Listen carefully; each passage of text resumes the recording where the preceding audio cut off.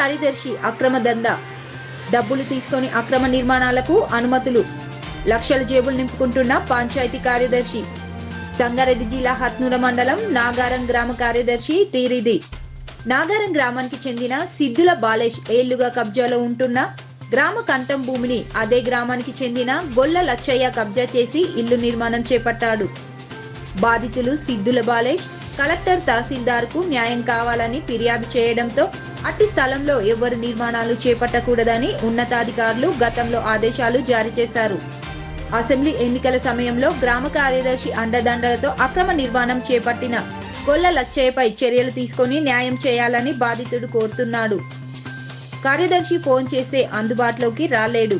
అక్రమ నిర్మాణానికి సహకరించిన గ్రామ కార్యదర్శి వెంటనే సస్పెండ్ చేయాలని కలెక్టర్కు ఫిర్యాదు చేశారు.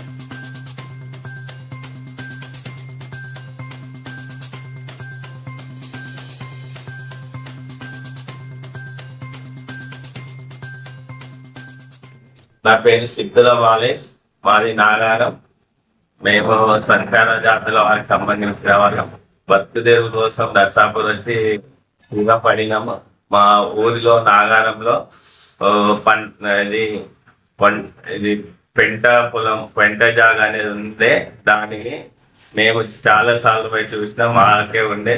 కాకపోతే అక్కడ కొందరు పక్కన ఉండే గొల్ల లచ్చయ్య అనే అతను మా యొక్క జాగాను కబ్జా తీసుకొని ఆక్రమించుకుంటూ దాని నుంచి నేను చాలా సార్లు ప్రజావాణిలో గిట్ట కలెక్టర్ గారికి కంప్లైంట్ ఇచ్చాము. అతను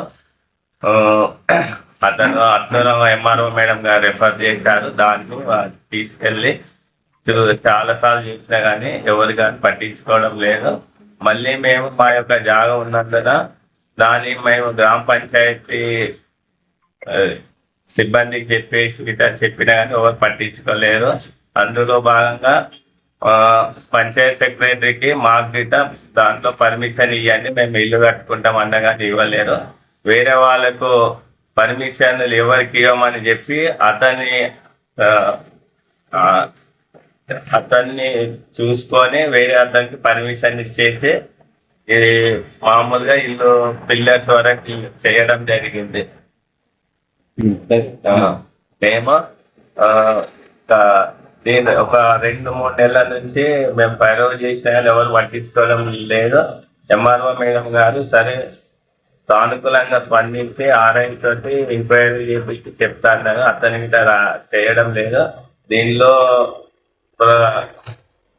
ఆర్ఐ గారు కానీ పంచాయత్ సెక్రటరీ గారి ప్రమేయం ఉంది. అందువలన వాళ్ళు అతనికి సహాయం చేస్తుందని చెప్తారు.